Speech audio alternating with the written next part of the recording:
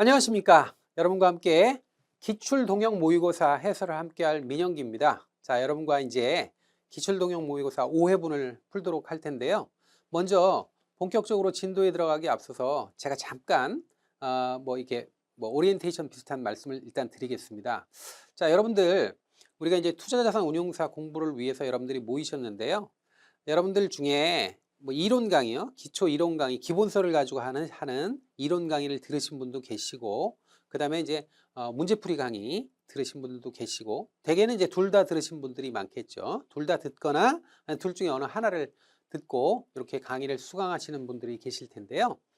그 강의하고 지금 이 기출동형 모의고사하고는 조금 성격이 다르다는 걸 먼저 이해하실 필요가 있어요. 일단 기출동형 모의고사는 그런 이론 강의나 문제풀이 강의처럼 일관성 있게 이 이론을 이렇게 숙지시키기 위해서 배경까지 다 얘기하면서 그런 걸 다 감안하면서 수업을 하는 게 아니라는 점, 요걸 좀 기억을 하셔야 되는데, 말 그대로 기출동형 모의고사는 그냥 모의고사에 충실한 수업을 하는 겁니다. 그러니까 문제 하나 있다 그러면 그 문제 하나를 풀기 위해서 동원할 수 있는 이론을 그 필요한 이론만 딱딱 적용해 가지고 그걸 이해를 하는 것이지, 모든 이론을 그 문제와 관련된 모든 이론적 배경을 다 숙지하면서 또는 이해하면서 이렇게 그 수업이 진행되지도 않고, 실제로 여러분들이 시험장에 들어가면 그런 것들이 다 생각나지도 않습니다. 시험장에서는 오직 이 문제의 답이 뭐냐 이거에만 사람이 이제 신경이 쓰여질 수밖에 없는 거고, 그런 실전 감각을 누리기 위해서 실전 감각을 여러분들이 그 극대화하기 위한 그런 하나의 방안으로 이 수업이 준비된 겁니다. 그렇기 때문에 여러분들이 다른 건 다 좋습니다. 이 모의고사 수업을 통해서 여러분들이 실전 감각을 익히고 실제 시험장에서 엄청 도움이 될 거는 분명하거든요. 그런데 기대를 하실 때 이 모의고사를 통해서 이 수업 시간을 통해서 내가 이론적 그 배경을 좀 두텁게 하겠다, 내가 지식을 좀 많이 쌓겠다, 이론적 지식을 많이 쌓겠다, 그러면 조금 성격이 다릅니다. 그건 그러니까 그런 걸 먼저 숙지하시고, 실전에서 어떻게 빨리 문제를 정확하게 솎아내느냐, 뽑아내느냐, 또 선택하느냐, 이것을 기르는 시간이라는 것을 여러분들이 먼저 생각하고 이 수업에 임해 주셨으면 하겠습니다. 자, 그러면 지금부터 이제 수업 시간 들어갈 텐데, 여러분들은 이 수업 듣고 나시면 정말로 이 시험장에서 여러분들이 아주 탄복을 하실 거라고 생각합니다. 굉장히 큰 도움이 될 거라고 생각합니다. 자, 그러면 모의고사 1회 모의고사 1번부터 시작을 하겠습니다. 1번은 금융세제에 대한 내용이죠. 1번 한번 보겠습니다. 국세기본법상 이의신청, 심사청구, 심판청구 제도에 대한 설명으로 가장 거리가 먼 것. 자, 요 문제는 일단은 조세불복에 관련된 내용입니다. 조세불복 절차에 대한 내용인데, 요 컨텐츠가 꽤 많이 물어봐요, 시험에서. 일단 우리가 불복을 하려면 불복 절차에서 꼭 필요한 게 이제 조세불복 청구인이 세 가지 경로를 통해서 불복을 이제 제시할 수가 있어요. 그게 뭐냐면 심사청구라는 게 있어요.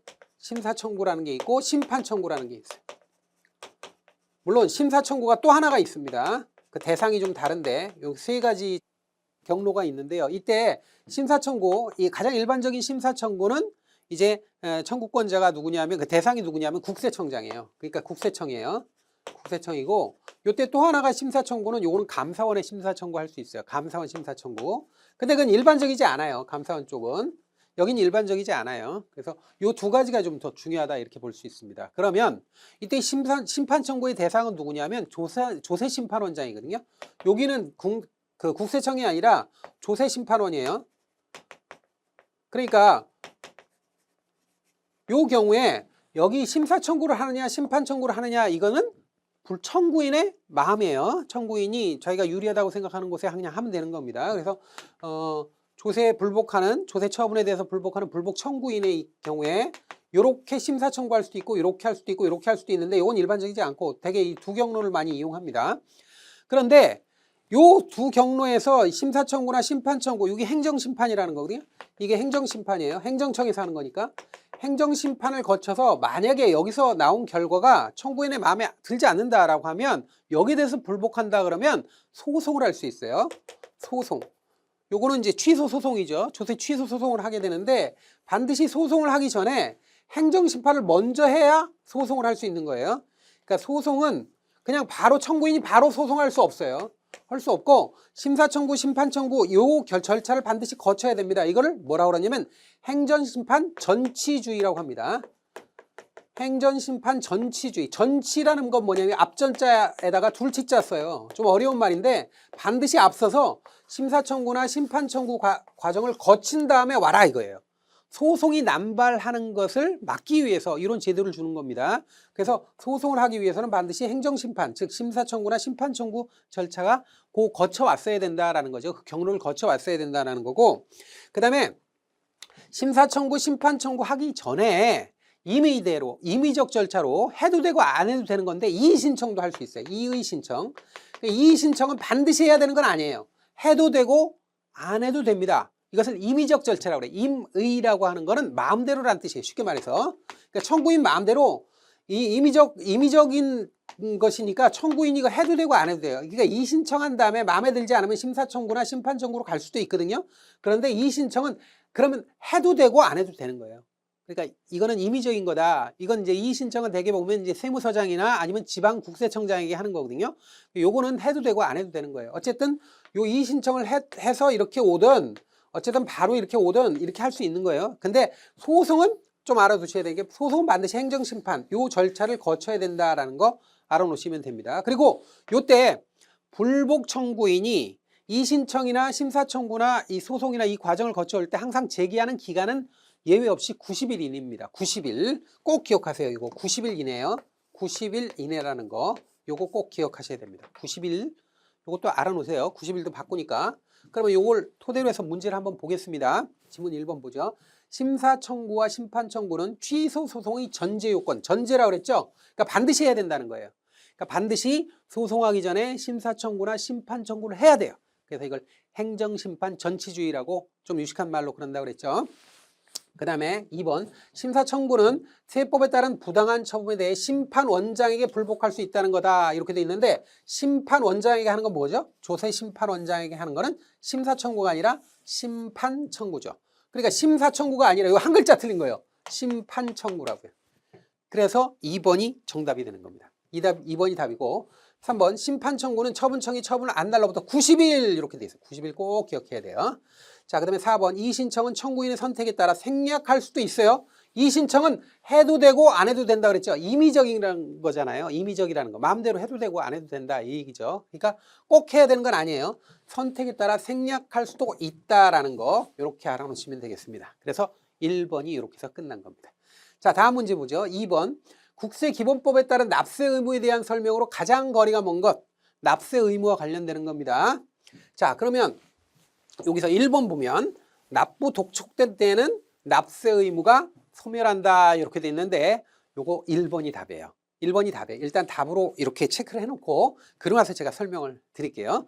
일단은 국세에 대한 납부 의무의 소멸 사유가 가장 굉장히 많이 물어보는 것 중에 하나입니다. 납부 의무가 언제 소멸하느냐 이거지. 그래서 소멸 사유라는 게 있는데 이 소멸 사유가 5종류예요. 이거 기억하셔야 돼요. 일일이 판사하면 딱 힘든데 어쨌든 5가지예요. 5가지. 납부했거나 충당했거나 부과처분이 취소되었거나 제척기간이 만료되었거나 소멸시효가 완성되었다. 요 5가지예요. 이거 꼭 기억하셔야 돼요. 네, 써놓겠습니다. 납부라든지 충당이라든지 아니면 부과처분이 부과처분이 취소됐다. 이런 경우. 그 다음에 4번째는 제척기간이 만료됐다. 제척기간이 만료됐다. 5번째는 소멸시효가 완성됐다. 이게 핵심 키워드예요. 5가지. 그래서 이게 납부 의무의 소멸 사유예요. 그런데 여기서 납부 의무, 납세 의무. 납세 의무가 소멸한다고 해놓고 납부 독촉이 됐대잖아요. 그러면 납부가 된 게 아니라 독촉장 날린 건데 이런 거는 납부 의무 소멸 사유가 아니고요. 우리가 알아야 될 건 여기 납부 의무 소멸 사유 중에 소멸시효라는 게 있거든요. 소멸시효의 중단 사유예요. 이거는. 그래서 여러분들이 잘 보시면 소멸시효라는 게 있어요. 국세를요 무한정 추심할 수 있는 게 아니라 무한정 국가가 받아낼 수 있는 게 아니라 일정 기간 동안 권리 행사를 안 하면 그 납세 의무가 납부 의무가 소멸하는 기간이 있거든요. 그걸 소멸시효라고 한단 말이에요. 소멸시효는 일반적인 경우에 5년이에요. 5년. 5년인데 예외적으로 5억 원 이상의 국세 채권, 5억 원 이상, 낼 돈이 5억 원 이상이에요. 5억 원 이상일 경우에는 10년이에요. 5억 원 이상의 국세 채무의 경우에는 10년이다라는 거. 요것도 기억해야 돼요. 요것도 가끔 물어봐요. 그런데 문제는 요 소멸시효가 이렇게 쭉 가다가 중단되는 사유가 있어요. 소멸시효가 요게 중단되는 사유가 있어요. 중단되는 사유 아주 중요합니다. 요거 중단되는 사유도 5가지입니다. 그래서 납세 고지하거나 독촉이나 납부채고나 교부청구나 압류나 이런 거예요. 5가지예요. 이거 여러분들 그 해당 부분에 가서 암기하셔야 돼요. 다시 요건 안 쓰겠습니다. 납세 고지나 독촉장이 날라오거나 최고장, 납부 최고장이 날라오거나 교부 청구하거나 압류 당했을 때, 요럴 때는 소멸시효가 진행되다가 탁 중단돼 버린다. 그러니까 소멸시효의 중단 사유 5가지 꼭 알아놔야 돼요. 그래서 지금 독촉장이 날라왔잖아요. 그러면 어떻게 돼요? 요거는 소멸시효가 소멸하는 게 아니라, 소멸시효가 완성되는 게 아니라 소멸시효가 되는 사유지 납세 의무가 소멸되는 사유가 아닙니다. 그래서 요거 1번이 답인 거예요. 자, 그래서 1번이 답이라는 거 확실하게 봤고요. 나머지 지문 보죠. 2번 상속인은 피상속인에게 부과하거나 납세할 국세를 상속받은 재산 범위, 무한정 내는 게 아니에요. 상속받은 재산 범위 내에서 내는 거예요. 재산 범위 내에서 요것도 잘 물어봅니다. 범위 내에서 납부할 의무를 진다. 무한정 납부하는 게 아니에요. 3번, 그러니까 예를 들어서 제가 아버지한테 돌아가시면서 받은 유산이 10억인데 상속세를 10억보다 더 낼 수는 없는 거 아니에요. 그러니까 그 상속받은 재산 범위 내에서 내는 거라고요. 자, 납부할 의무가 그렇다 그러는 거고. 3번 증권거래세는 해당 매매거래가 확정되는 때 납세 의무가 성립하고요. 그 다음에 소득세는 과세기간이 끝나는 때 납세 의무가 성립하는 것도 맞습니다. 자, 이렇게 해서 우리가 2번 문제 확인했고요. 2번 문제 확인했고요. 다음 문제 3번 보죠. 자, 보기 중 소득세법상 집합투자기구, 지금부터 여러분들 집합투자기구라는 말이 나오면 그냥 펀드라고 머릿속으로 바꾸세요. 너무 길어요, 말이. 집합투자기구, 집합투자상품 그러면 펀드입니다. 그냥 펀드 이익에 대한 적절한 설명으로만 모두 묶인 것 이렇게 되는데, 이건 좀 약간 디테일하게 나왔어요. 그러니까 그냥 지문 보고 그냥 넘어가세요. 아, 그렇구나 하고 넘어가세요. 자, 기억. 국내 증권시장에 상장된 주식의 평가로 인해 발생한 손익은 집합투자기구의 이익에 속하지 않습니다. 이거 맞습니다. 이게 실정법으로 이렇게 규정이 되어 있어요. 그래서 기억은 맞는 얘기고요. 자, 니은 외국법인이 일반 자극 3호 집합투자기구를 통해 취득한 주식의 거래로 발생한 손익은 집합투자기구의 이익에 속하지 않는다. 이익으로 봅니다. 이익으로 봅니다. 그래서 그 3호 펀드를 통해서 취득한 그 손익도 이익으로 봅니다. 외국인이라도. 디귿. 그래서 디귿, 니은 틀렸어요. 디귿. 집합투자증권의 계좌의 명의 변경으로 인해 발생하는 이익이 있잖아요. 요것도 이익으로 봅니다. 속한다고 봅니다. 그래서 좀 약간 까다롭긴 하지만 니은, 디귿 틀렸어요.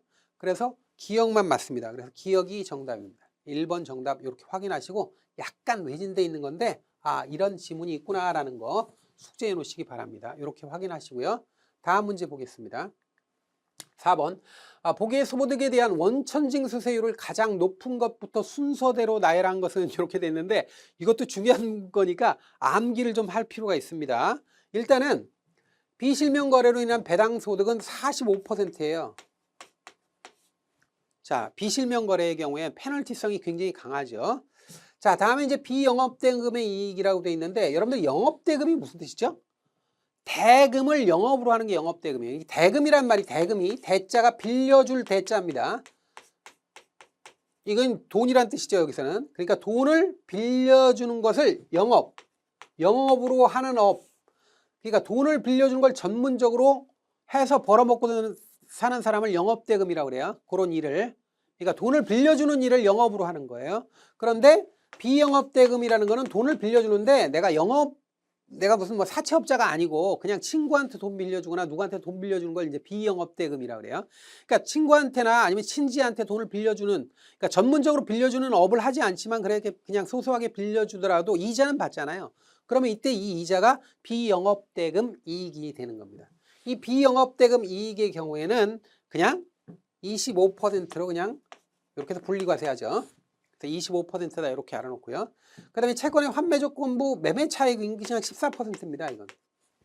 그래서 이게 지금 세율이 가장 높은 게 디귿, 기억, 니은 순서가 되는 거죠. 디귿, 기역, 니은 이 순서입니다. 디귿, 기역, 니은이면 3번이 되겠네요. 3번이 정답입니다. 그래서 이렇게 확인하고요. 요거하고 비슷한 문제죠. 그렇죠. 5번이 비슷한 맥락에서 이렇게 문제가 나오네요. 보기에 소득 중 종합과세 대상인 소득 금액을 계산한 것은 이렇게 약간 비슷한 건 아닌데 똑같은 건 아닌데 맥락은 비슷한 것 같습니다. 일단은 우리가 이자나 배당 소득을 우리가 금융소득이라고 하잖아요. 이 금융소득의 과세 방법을 굉장히 중요한 부분이거든요. 요거 좀 알아야 돼요. 이 금융소득의 과세 방법, 이자나 배당 소득 같은 금융소득의 과세 방법은 3가지로 범주화 시켜놨어요. 3가지. 그래서 첫 번째가 무조건 분리과세. 무조건 분리과세. 무조건 분리과세는 이거 종합과세로 넘어가질 않아요. 그다음에 조건부 분리과세가 있는데 이게 아주 일반적으로 우리가 많이 아는 거고, 그다음에 무조건 종합과세가 있어요. 무조건 종합과세. 이거는 뭐 금액이 얼마가 됐든 우리가 보통 금융소득 종합과세 대상 금액이 얼마냐면 2천만 원이거든요. 2천만 원 이하의 경우에 분리과세예요. 그러니까 우리가 조건부 분리과세의 경우에 기준이 2천만 원이에요. 2천만 원 이하의 경우에는 이렇게 분리과세로 하는 거예요. 무조건은 아니고 이게 분리과세예요. 이게 분리과세가 되는 거고, 그 다음에 2천만 원 초과분에 대해서는 초과하면 2천만 원을 초과하잖아. 초과하면 전액에 대해서 전부 다 종합과세로 가는 거예요. 이거. 일부가 간다 그러면 안 돼요. 초과분만 간다 그러면 안 돼요.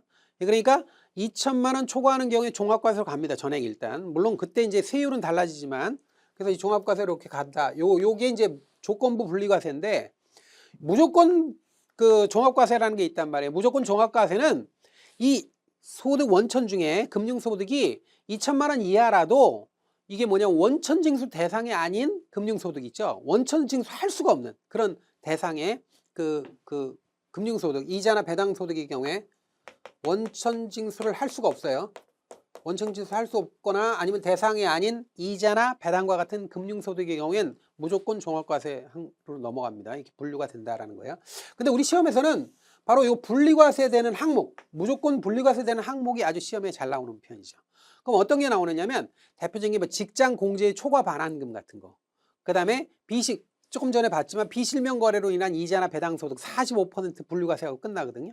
그래서 그런 거라든지 아니면 법원에 납부한 경매 보증금이나 경락대금에서 발생한 이자 이런 거 있어요. 이거 조금 잘 알아놓으세요. 다시 한번 말씀드릴게요.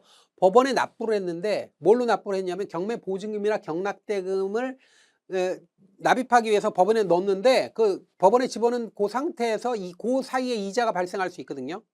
그럼 그때 발생하는 이자 소득은 요거는 무조건 분리과세 대상이에요. 그래서 14% 그냥 이자 소득세 내고 끝이에요. 그래서 그것도 중요하고요. 그 다음에 이제 뭐가 있냐면 여러분들 개인종합자산관리계좌 있죠. ISA. ISA 계좌가 있는데 여기서도 비과세, 이거 비과세 그 금융자산인데 요 비과세 한도를 초과한 이자나 배당 소득이 있을 수 있죠. 요거는 9%로 해가지고 굉장히 싸게 이렇게 이자 내면 끝입니다. 그래서 요런 거 ISA의 초과 이자 부분은 9% 정도다. 이렇게 끝내면 되죠. 그래서 그런 항목들이 있는데 그런 항목들을 여러분들은 확인해 놓으셔야 돼요. 그거 확인하신다 이렇게 생각하고요.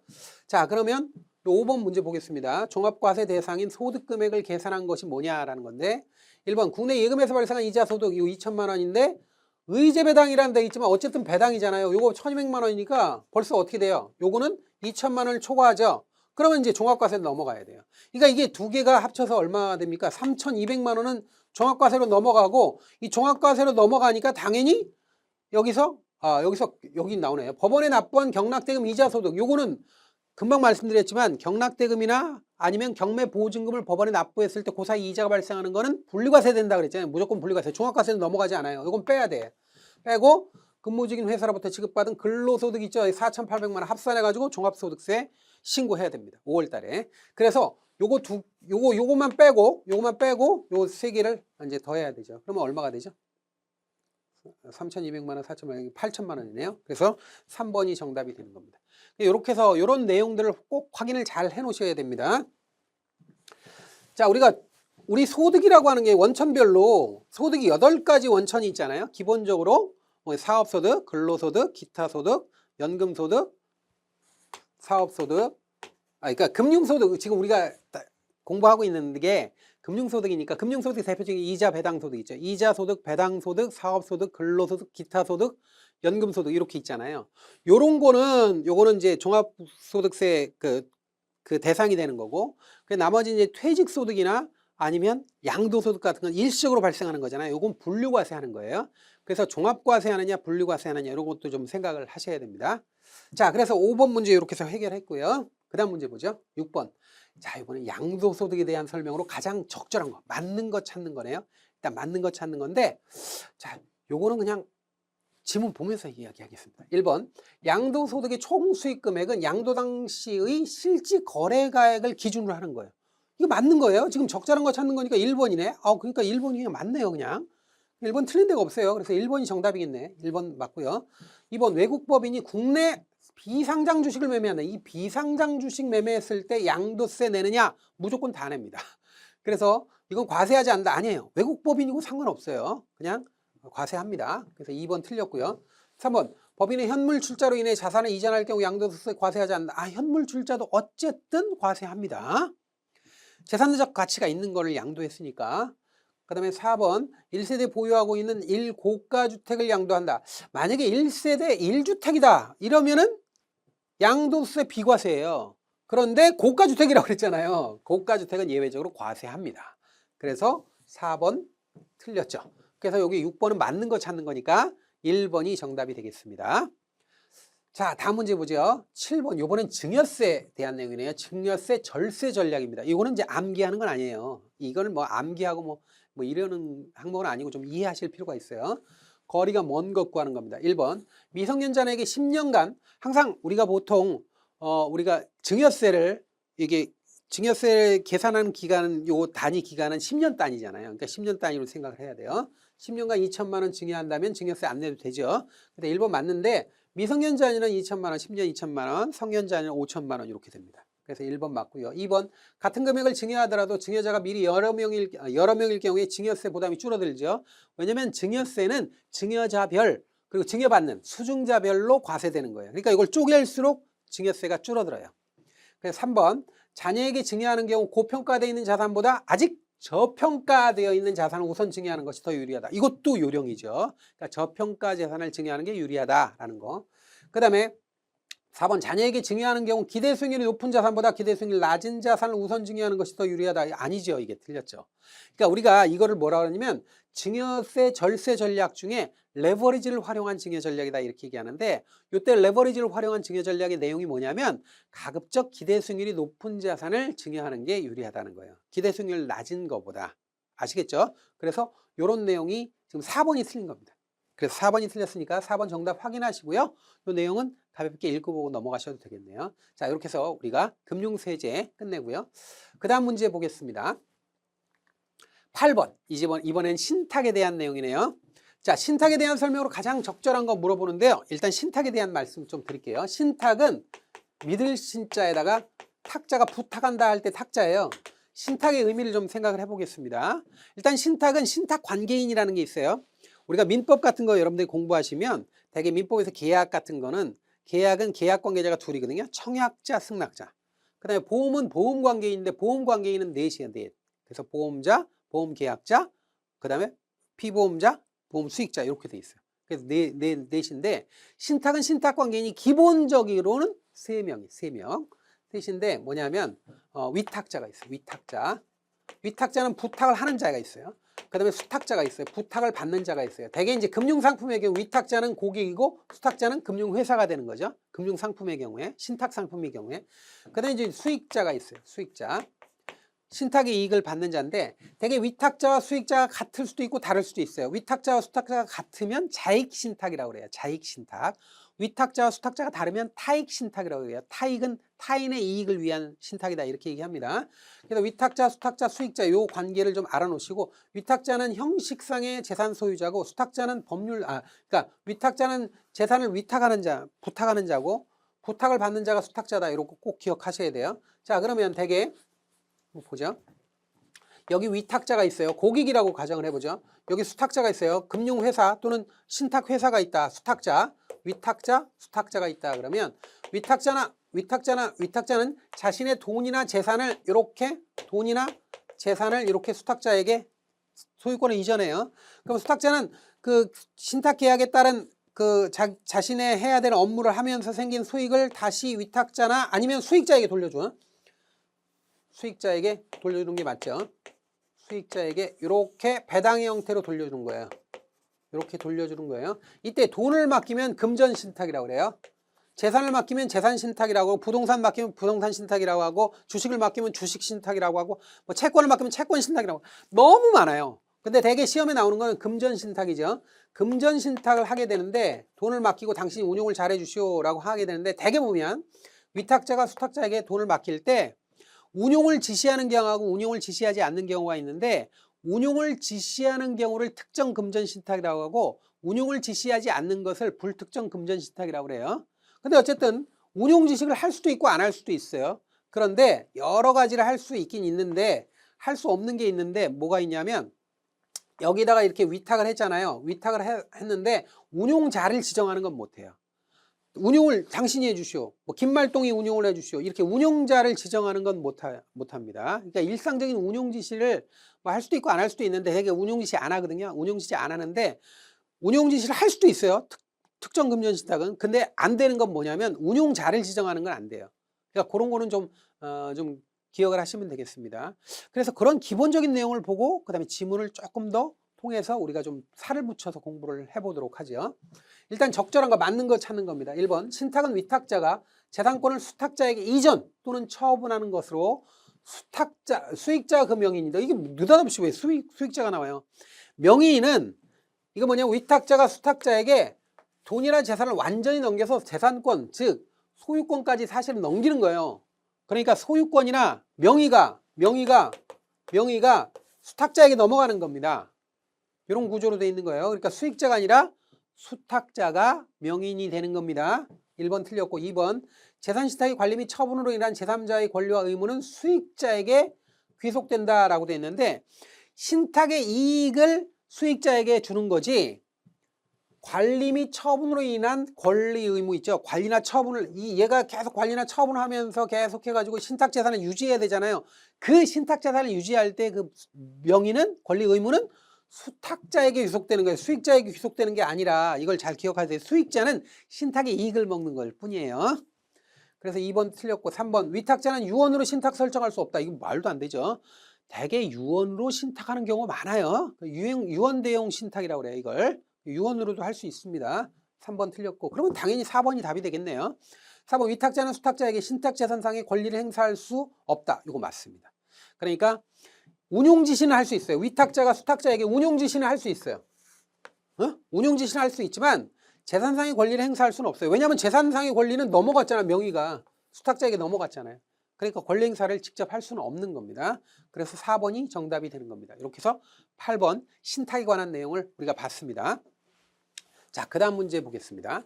9번. 자, 계속 신탁 내용이네. 특정 금전 신탁에 대한 설명으로 가장 거리가 먼 특정 금전 신탁의 금전 신탁이라는 건 이해가 됩니까? 금전 신탁은 돈을 맡긴 게 금전 신탁이에요. 위탁자가 수탁자에게 돈을 넘겨서 그 부탁을 하는 거잖아요. 운용해 달라고. 그건 이해가 되는데, 특정이란 말은 뭐냐면 위탁자가 수탁자에게 운용하는 방법을 지시하는 거, 운용을 지시하는 거. 지시할 때 특정 금전 신탁이라고 그래요. 근데 지시 못하는 게 있다고 그랬죠? 지시 못하는 거는 운용자를 지정할 수는 없어요.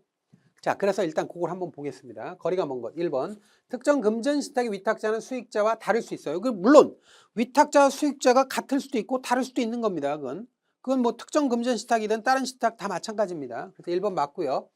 2번. 고객의 투자 성향, 투자 기간 등에 따라 맞춤형 투자 가능합니다. 맞고요.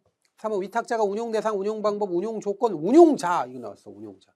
운용자는 지정할 수 있다 없다? 없다. 요건 안 된다는 거예요. 그래서 3번이 답입니다. 4번. 특정 금전 신탁에서 발생한 수익은 고객이 직접 유가증권 등에 투자한 것으로 보아 과세를 합니다. 맞습니다. 자, 그래서 3번 정답이라는 거 확인했습니다. 10번 보겠습니다. 보기 증권에 대한 설명 중 빈칸에 들어갈 내용으로 가장 적절한 것. 이거는요, 여러분들이 읽어보셔야 돼요. 그냥 읽고 하셔야 돼요. 우리가 금융투자상품을 투자성에 따라서 금융투자상품을 나눠놓고 금융투자상품을 증권과 파생상품으로 나누잖아요. 증권은 원본까지만 손실 가능한 상품이고 그다음에 그 파생 상품 원금 초과해서 손실 가능한 상품이잖아요. 이때 증권의 종류가 법적으로 6종류입니다. 지분증권, 채무증권, 그다음에 증권예탁증권, DR이라고 그러죠. DR. 가끔가다 이제 시험에 나오는데 증권예탁증권, 투자계약증권, 그다음에 파생결합증권, 그다음에 수익증권 이렇게 있죠. 그래서 6종류예요. 6종류인데 요 중에 요 문제는 요거예요. 파생결합증권에 대한 설명이에요. 보세요. 기초자산의 가격 이자율 지표 단위 또는 이를 기초로 하는 지수 등의 변동과 연계하여 미리 정해진 방법에 따라 지급금이나 회수금액이 결정되는 권리가 표시되는 증권. 이렇게 그냥 정의해 놓은 거예요. 이건 정의니까 그냥 그렇게 알아놓으세요. 파생결합증권입니다. 2번이 정답입니다. 그러니까 지금 얘기했지만 이런 증권의 종류 6종류가 있는데 6종류의 사전적 정의 같은 거 한번 읽어보셔야 돼요. 한번 보시면 되겠고